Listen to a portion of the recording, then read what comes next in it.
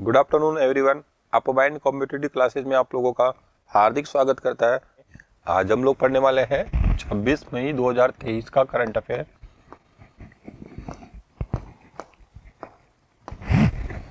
तो सभी लोग जुड़ जाइए आप लोग, और इस क्लास को आप लोग ज़्यादा से ज़्यादा अपने फ्रेंड्स में शेयर कर दो और लाइक करना ना भूले। देखिए आज का हमारा फर्स्ट क्वेश्चन स्क्रीन के ऊपर।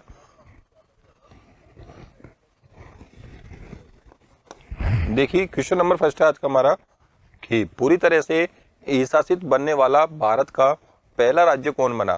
तो देखिए जैसा कि हम लोग बात करते हैं,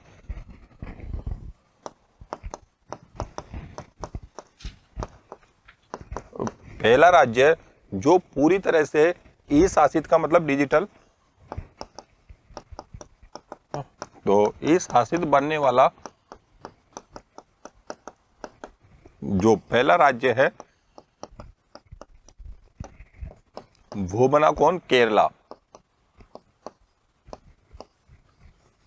यानी कि केरल जो है जितनी भी सार्वजनिक सेवाएं हैं तो उनमें जो है वो डिजिटल गवर्नेंस जो है वो अप्लाई करने वाला भारत का पहला राज्य बना।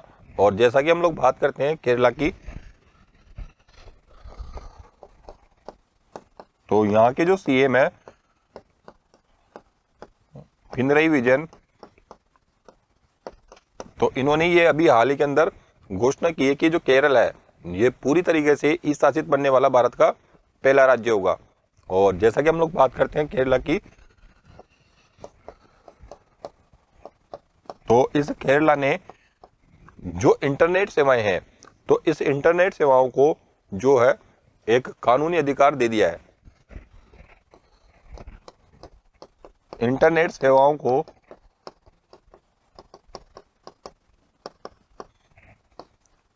कानूनी अधिकार दे दिया है। यानी कि जितनी भी इंटरनेट सेवाएं हैं तो इन इंटरनेट सेवाओं को कानूनी अधिकार देने वाला केरला क्या है? फर्स्ट स्टेट बना। और जैसा कि हम लोग केरला की ओर बात करते हैं,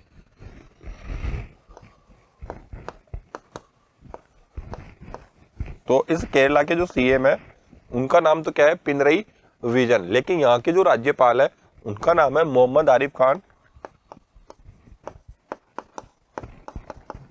मोहम्मद आरिफ खान, ठीक है ना। तो इस क्वेश्चन का जो राइट आंसर होने वाला है वो होने वाला है हमारा सी ऑप्शन, केरला।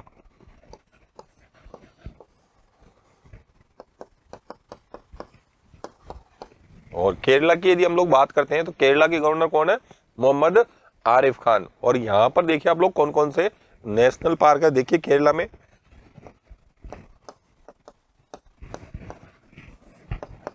तो यहाँ पे जो नेशनल पार्क है उनका नाम है, एक तो साइलेंट वैली नेशनल पार्क,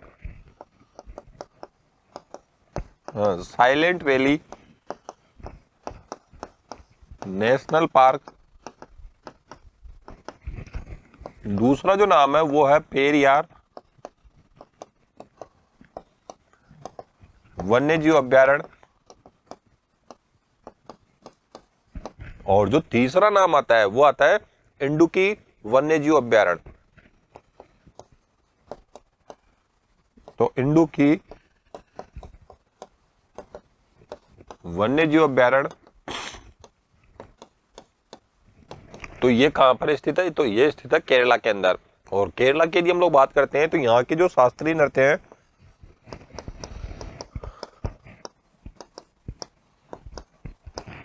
तो उनका नाम है एक तो कथकली,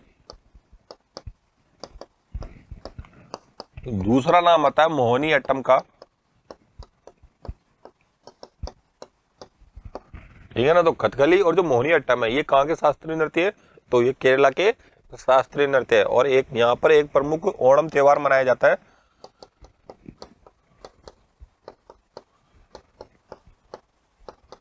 तो ये जो ओणम त्योहार मनाया जाता है तो ये कहाँ मनाया जाता है?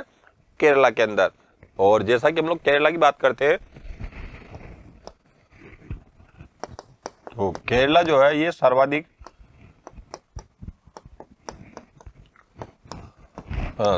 शिक्षित राज्य है। और केरला की पहली ग्राम पंचायत है पोलम गांव। तो वो मतलब जो है केरला की जो फर्स्ट पंचायत है जो कि सर्वाधिक साक्षर पंचायत है, ठीक है ना। और केरला की बात करते हैं तो यहां पर जो जिलों की संख्या है वो पड़ती है कितनी, 14 पड़ती है, ठीक है ना। तो ये था आज का हमारा फर्स्ट क्वेश्चन। नेक्स्ट क्वेश्चन देखिए आज का क्वेश्चन नंबर 2।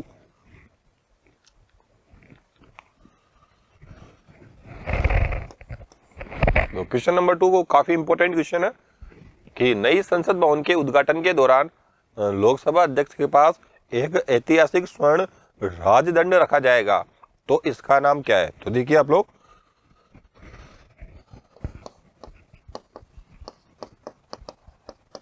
जो ये ऐतिहासिक स्वर्ण राजदंड जो है ये कहां पर रखा जाएगा, पहली बात तो ये रखा जाएगा लोकसभा अध्यक्ष के पास। जो लोकसभा अध्यक्ष बैठते हैं तो वहां पर इस ऐतिहासिक स्वर्ण राजदंड को रखा जाएगा। अब जैसा कि हम लोग बात करते हैं कि उसका नाम क्या है, तो उसका नाम है सेंगोल, ठीक है ना। जो ये सेंगोल है तो इस सेंगोल जो है, पहली बात तो ये किससे बना हुआ है, तो ये बना हुआ है सोने से।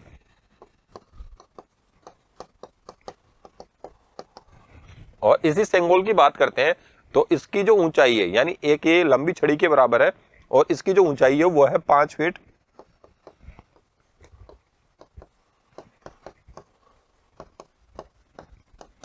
और दूसरी बात करते हैं हम लोग सेंगोल की, तो इस सेंगोल के शीर्ष के ऊपर एक जो है नंदी बेल बना हुआ है।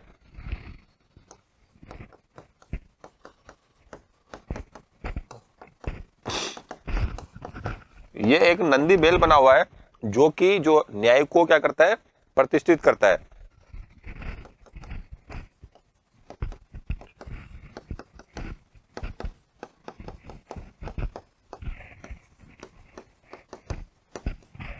अब आगे देखिए, जैसा कि हम लोग बात करते हैं कि हमारे जो लोकसभा अध्यक्ष है तो उनका नाम क्या है, तो उनका नाम है ओम बिरला।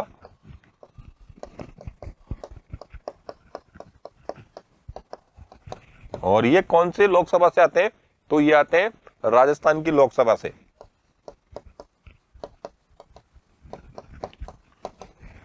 अब देखिए, जैसा कि हम लोग बात करते हैं कि इस सेंगोल का ऐतिहासिक महत्व क्या है, तो देखिए, तो इस क्वेश्चन का तो राइट आंसर होगा हमारा बी ऑप्शन,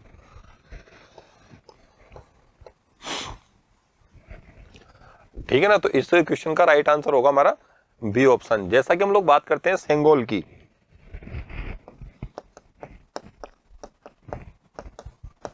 तो इस सेंगोल का जो ऐतिहासिक महत्व है,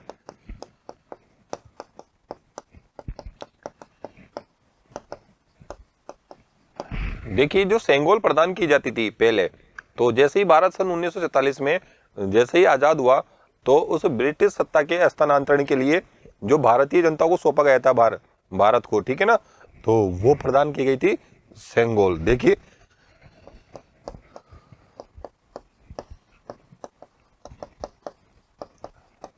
तो 1947 में जो आजाद भारत है, तो इस आजाद भारत के अंदर जो सर्वप्रथम सेंगोल प्रदान की गई थी वो की गई थी भारतीय प्रधानमंत्री जवाहरलाल नेहरू को।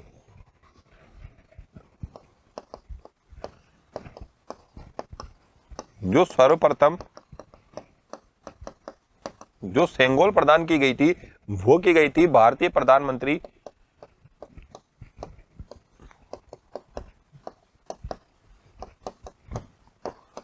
जवाहरलाल नेहरू को।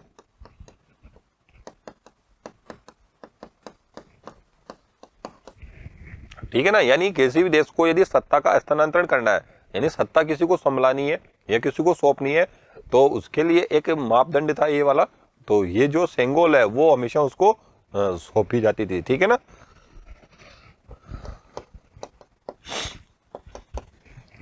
तो इसका जो उपयोग होता है वो सत्ता के हस्तांतरण के लिए होता है। तो तो जो अब भारत की नई संसद भवन बनने वाली है उसके अंदर जो ये सेंगोल है, ये सेंगोल को लोकसभा जो अध्यक्ष ओम बिरला जी, तो उनके पास रखा जाएगा। ठीक है ना। तो इस क्वेश्चन का राइट आंसर हो गया हमारा बी ऑप्शन।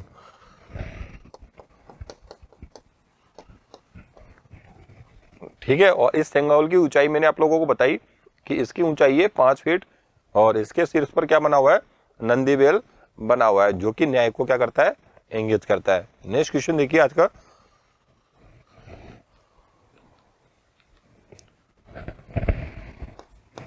हाँ, नेक्स्ट क्वेश्चन है क्वेश्चन नंबर 3। देखिए कि भारतीय लॉन्ग जंपर मुरली श्रीशंकर ने ग्रीस में हुए अंतरराष्ट्रीय जंपिंग मीटिंग में कौन सा पदक जीता। तो देखिए आप लोग, जैसा कि बात करते हैं अंतरराष्ट्रीय जंपिंग मीटिंग की,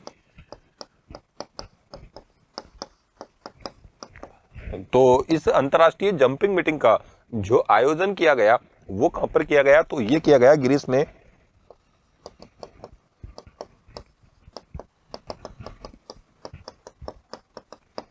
ग्रीस में इसका क्या किया गया, आयोजन किया गया। तो भारत के जो लॉन्ग जंपर है मुरली श्रीशंकर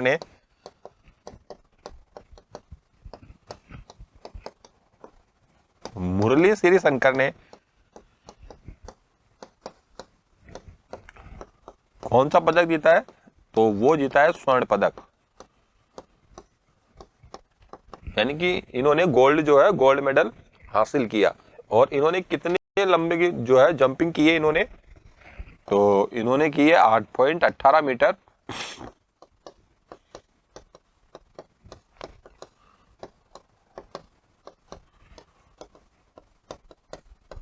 तो 8.18 मीटर लंबी जो जंप की है, तो इसके अंदर इन्होंने कौन सा पदक जीता है, स्वर्ण पदक। और जैसा कि हम लोग बात करते हैं मुरली श्रीशंकर की,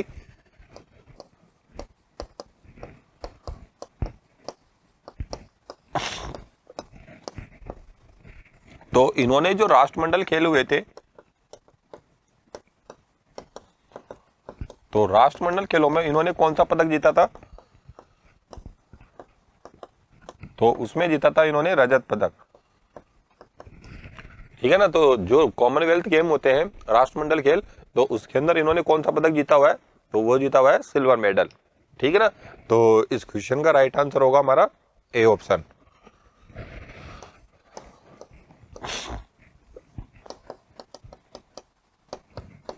तो ये था हमारा क्वेश्चन नंबर 3।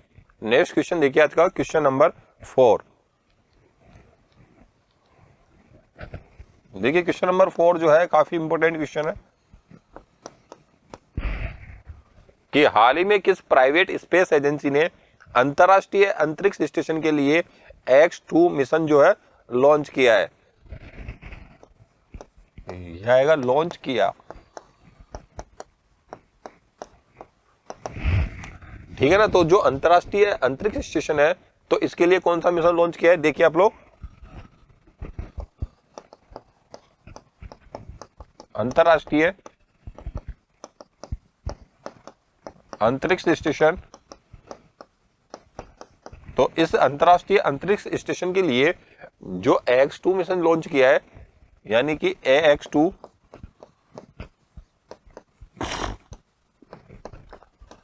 तो ये मिशन किसने लॉन्च किया है, तो ये किया है एक्सियोम स्पेस ने।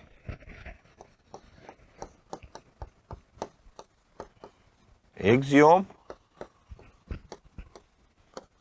स्पेस ने। अब देखिए आप लोग कि इसका उद्देश्य क्या है, तो इसका जो उद्देश्य है वो देखिए आप लोग,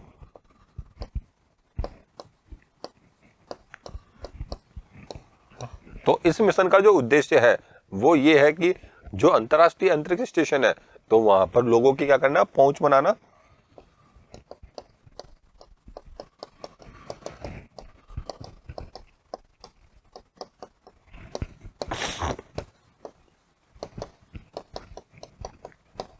और जो दूसरा उद्देश्य है वो क्या है कि जो मानव की जो स्टेम सेल्स होती है, तो उस स्टेम सेल को बढ़ाने के लिए, है ना,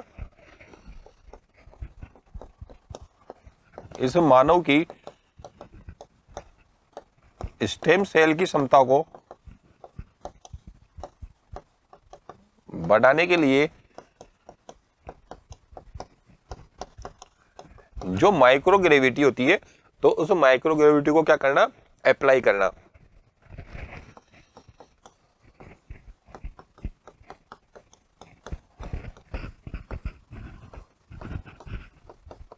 उपयोग करना, ठीक है ना। तो जो माइक्रो ग्रेविटी होती है, तो उस माइक्रो ग्रेविटी की सहायता से मानव की जो स्टेम सेल की क्षमता है, तो उसको बढ़ाने के लिए जो है जो एक्सम मिशन है ये लॉन्च किया है। दूसरा देखिए आप लोग, दूसरा जो उद्देश्य है वो कैंसर की क्षमता का उपयोग बढ़ाने के लिए, ठीक है ना। तो इस मिशन का जो उद्देश्य है वो मैंने आप लोगों को बता दिया, ठीक है। तो इस क्वेश्चन का जो राइट आंसर है वो होने वाला हमारा डी ऑप्शन।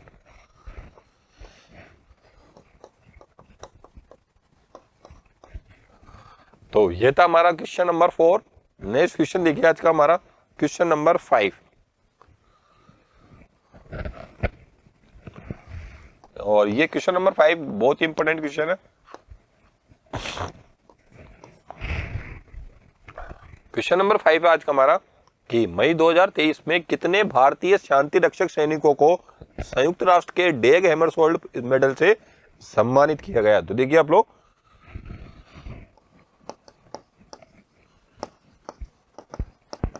जैसा कि हम लोग बात करते हैं संयुक्त राष्ट्र की,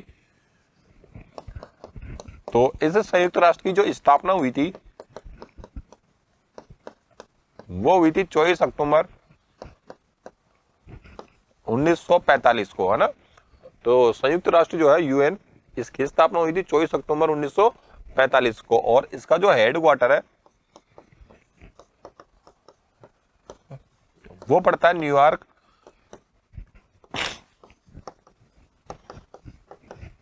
और ये जो न्यूयॉर्क पड़ता है ये कहां पड़ता है, अमेरिका के अंदर। और इसके जो सदस्य देश है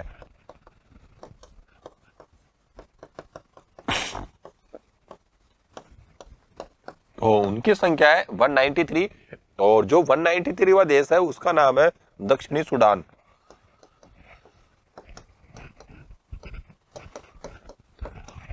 ठीक है ना। तो ये तो जानकारी मिलती है हमें संयुक्त राष्ट्र से।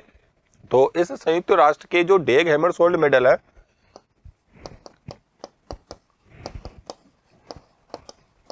डेग हैमरशोल्ड, देखिए आप लोग, डेग हैमरशोल्ड जो मेडल है तो ये किन किन को प्रदान किया गया, तो ये प्रदान किया गया है मरणोपरांत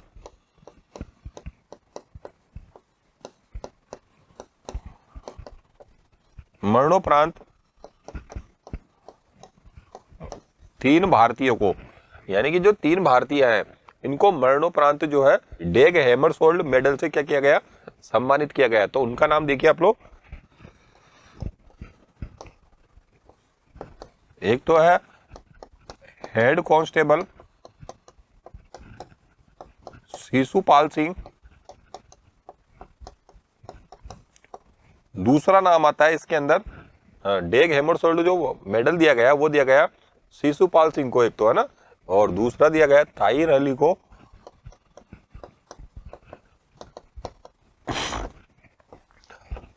और जो तीसरा मेडल दिया गया वो दिया गया राम विश्नोईयान को।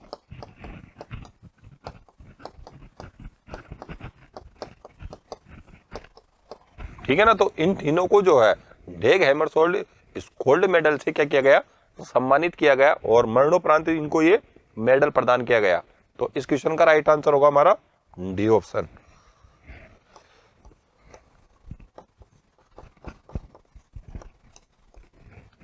तो नेक्स्ट क्वेश्चन देखिए आज का क्वेश्चन नंबर 6। तो क्वेश्चन नंबर 6 भी बहुत इंपॉर्टेंट क्वेश्चन है आज का। तो क्वेश्चन नंबर 6 देखिए आज का हमारा कि हाल ही में किस देश ने 2000 किलोमीटर लंबी मारक क्षमता वाली खैबर नामक मिसाइल का सफल परीक्षण किया। तो देखिए आप लोग, जैसा कि हम लोग बात करते हैं खैबर मिसाइल की,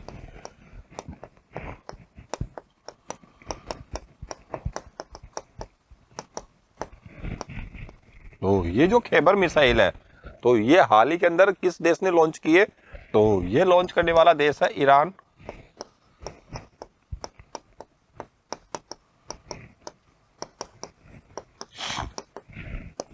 और दूसरी बात करते हैं हम लोग कि ये जो खैबर मिसाइल है तो इसकी जो मारक क्षमता है वो कितनी है? तो इसकी जो मारक क्षमता है वो है 2000 किलोमीटर, यानी कि 2000 किलोमीटर दूर खड़े हुए शत्रु को भी ये क्या कर सकती है? विनाश कर सकती है। और इसकी जो मारक क्षमता है वो तो 2000 है। और ये जो मिसाइल है ये सतह से सतह मार करने वाली मिसाइल है, यानी कि ये सरफेस टू सरफेस जो है शत्रुओं का क्या कर सकती है? विनाश कर सकती है। और जो खैबर मिसाइल है इसको कहाँ स्थानांतरित किया गया है, यानी कहाँ इसको लगाया गया है? देखिए आप लोग, तो इसको लगाया गया जो ईरान के शत्रु हैं। कौन कौन? तो एक तो जो शत्रु है वो है अमेरिका, और दूसरा जो शत्रु है वो है इजराइल। यानी कि अमेरिका और जो इजराइल है ये ईरान के क्या है? एक शत्रु है। तो इनको मार गिराने के लिए जो खैबर मिसाइल है इसको वहां पर क्या किया गया? मतलब लगाया गया है। ठीक है ना, आगे देखिए आप लोग।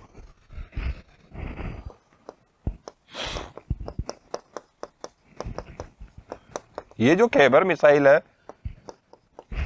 तो इस खैबर मिसाइल की देखो विशेषता क्या है कि ये 2000 किलोमीटर इसकी पहली बात तो मारक क्षमता है और सतह से सतह मार करने वाली मिसाइल है। और एक ये बैलिस्टिक मिसाइल है।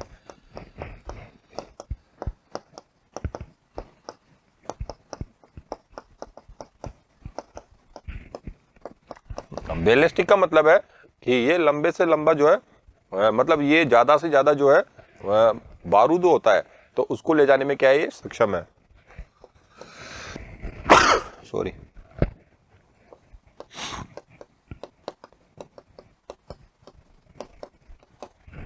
ज्यादा से ज्यादा बारूद ले जाने में सक्षम, यानी कि जो बारूद के अलावा जो पेडोल होते हैं तो उस पेडोल को भी ले जाने में क्या ये सक्षम है खैबर मिसाइल। ठीक है ना, तो इस क्वेश्चन का देखिए आप लोग, राइट आंसर क्या होगा हमारा? ये होने वाला है सी ऑप्शन।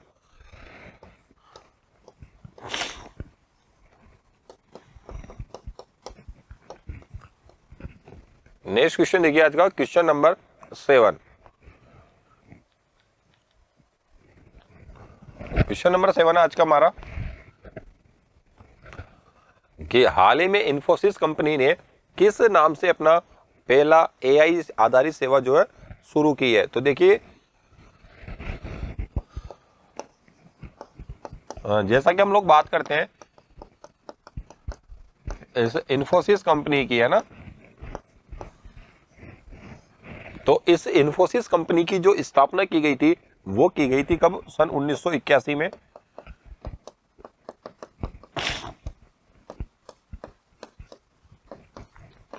दूसरा हम लोग बात करते हैं कि इसका हेडक्वार्टर कहाँ है?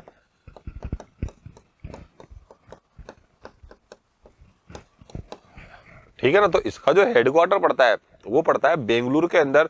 और जो इंफोसिस कंपनी है तो इसके सीईओ का नाम क्या है? तो उनका नाम है सलील पारेख।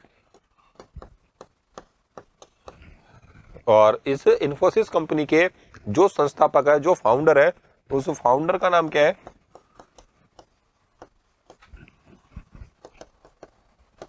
तो वो नाम आता है एनआर नारायण मूर्ति। ठीक है ना, तो एनआर नारायण मूर्ति जो है वो इस इंफोसिस कंपनी के क्या है? संस्थापक है। और जो इंफोसिस कंपनी है ये भारत की दूसरी सबसे बड़ी कंपनी है।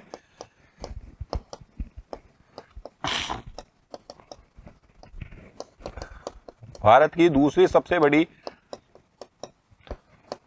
आईटी कंपनी है।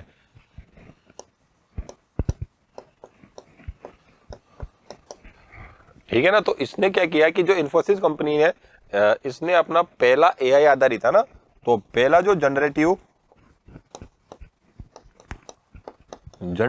आर्टिफिशियल इंटेलिजेंस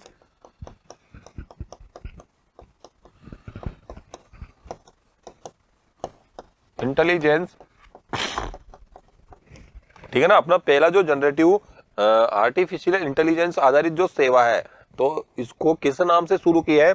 तो इसको शुरू किया है टोपाज के नाम से।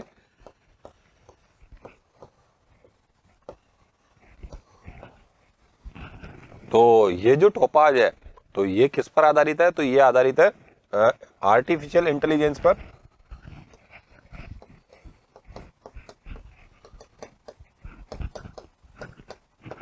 ठीक है ना, तो इस क्वेश्चन का जो राइट आंसर है वो होने वाला है हमारा सी ऑप्शन।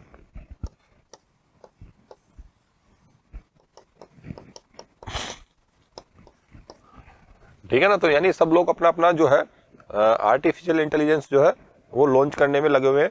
जैसा कि हम लोग बात करते हैं बार्ड,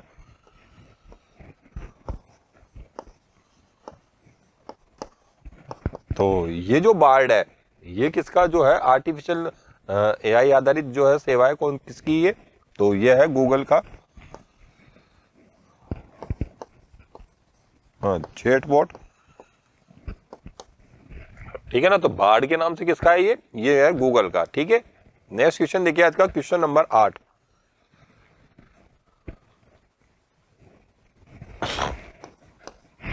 क्वेश्चन नंबर 8 है आज का हमारा कि हाल ही में किस कंपनी ने ग्रामीण भारत के लिए एआई चैटबॉट जुगलबंदी लॉन्च किया है? तो देखिए इसने भी लॉन्च कर दिया है।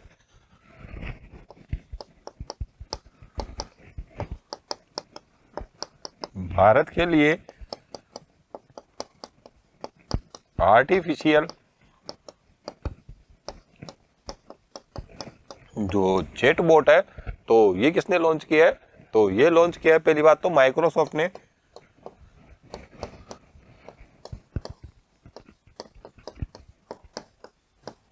और इस माइक्रोसॉफ्ट ने ये किस नाम से लॉन्च किया है? तो ये किया है जुगलबंदी के नाम से।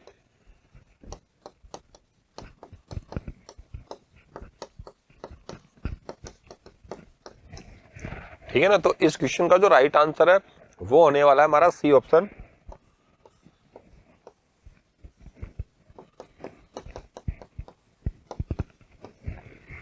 ठीक है, नेक्स्ट क्वेश्चन देखते हैं आज का क्वेश्चन नंबर 9।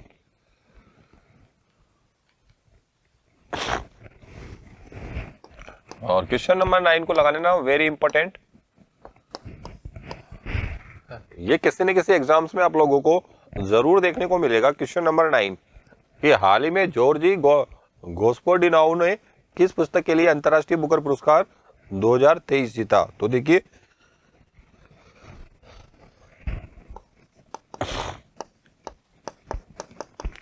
जैसा कि हम लोग बात करते हैं अंतर्राष्ट्रीय बुकर पुरस्कार 2023, तो इसको जीतने वाले कौन है? तो इसको जीतने वाले हैं बुल्गारिया के जॉर्जी गोस्पोडिनाउ। बुल्गारिया के जॉर्जी गोस्पोडिनाउ। ठीक है ना, तो जॉर्जी गोस्पोडिनाउ है ये कहाँ के? तो ये गोस्पोडिनाउ जो है ये पढ़ते हैं बुल्गारिया के, और यह पहला मौका है जो कि बुल्गारिया के जो है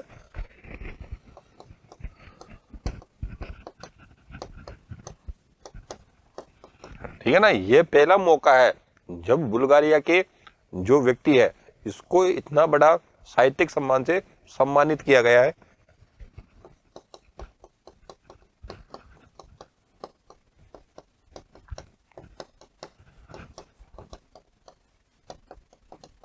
ठीक है ना, और जैसा कि हम लोग बात करते हैं कि इनको किस पुस्तक के लिए मिला है, तो वो मिला है टाइम्स एडिटर के लिए।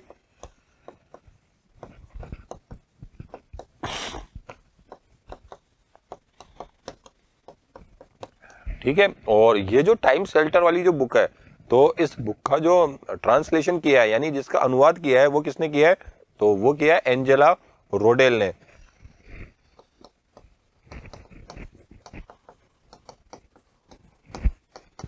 तो इसका जो अनुवाद किया है वो किया है एंजेला रोडेल ने, ठीक है ना। तो इस एंजेला रोडेल ने जो टाइम शेल्टर बुक है इसका क्या किया है, ट्रांसलेशन किया है। दूसरी बात देखिए आप लोग, और ये जो पुरस्कार है ये किस क्षेत्र में दिया जाता है, तो ये दिया जाता है अंग्रेजी के लिए, है ना।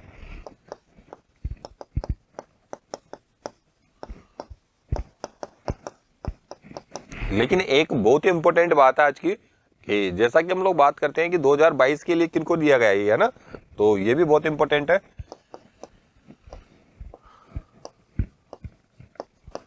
तो 2022 में जो गीतांजलि श्री की करती है,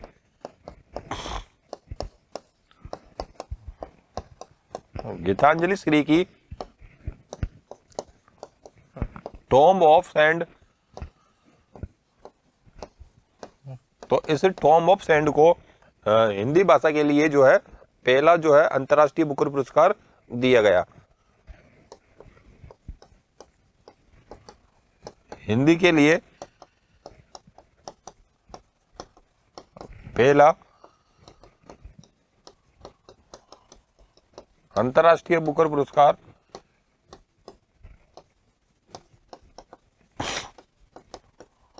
दिया गया, ठीक है ना। तो जो गीतांजलि श्री है इनको किसके लिए दिया गया, तो वो दिया गया टॉम्ब ऑफ सैंड के लिए, ठीक है। तो ये भी क्या था, एक बहुत ही इंपॉर्टेंट क्वेश्चन था आज का हमारा। तो क्वेश्चन नंबर 9 का जो राइट आंसर होगा वो हो जाएगा हमारा बी ऑप्शन।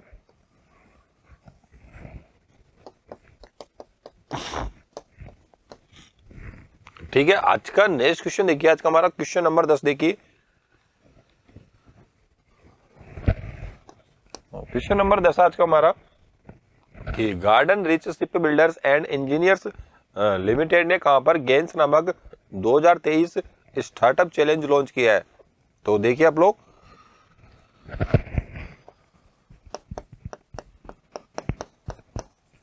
तो ये जो गेंस स्टार्टअप है, तो इस गेंस स्टार्टअप को जो लॉन्च किया गया है वो कहां पर किया गया, तो इसको लॉन्च किया गया कोलकाता में,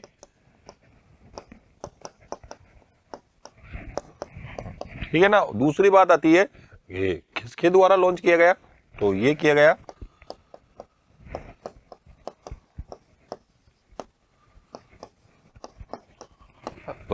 गया garden rich ship builders limited,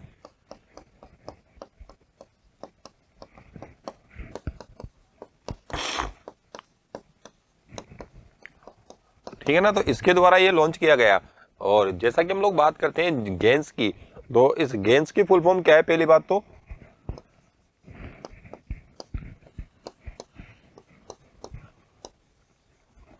ठीक है ना। तो इस गेंस की फॉर्म है GRSE, यानी कि garden research and ship builders limited. और ए का मतलब क्या होगा यहाँ पर, तो आई का मतलब है इनोवेशन, और एन का मतलब मुझे बताइए, तो एन का मतलब है यहाँ पर नर्चर,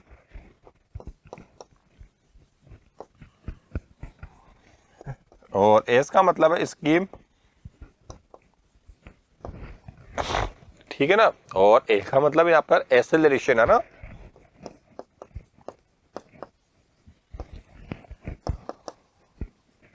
तो ये जो है लॉन्च किया है किसने, तो ये लॉन्च किया garden rich ship builders and engineers limited ने। और इस गेंस की जो फुल फॉर्म है, तो इस गेंस की फुल फॉर्म आप लोगों से पूछी जा सकती है, ठीक है ना। तो ये लॉन्च किया गया है, देखिए क्वेश्चन को, तो ये स्टार्टअप जो है चैलेंज किसने लॉन्च किया है, ये किया है गार्डन रिच ने, ठीक है ना। और कहां पर किया है ये,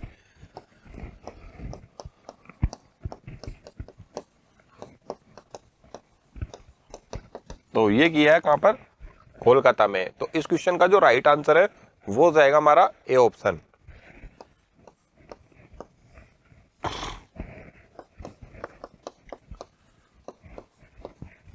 ठीक है, तो यह था आज का हमारा लास्ट क्वेश्चन। तो आज का सेशन हमारा यहीं पर समाप्त होता है और मिलते हैं हम लोग नेक्स्ट सेशन में। तो इस क्लास को आप लोग लाइक और शेयर करना ना भूले। ओके, थैंक यू दोस्तों।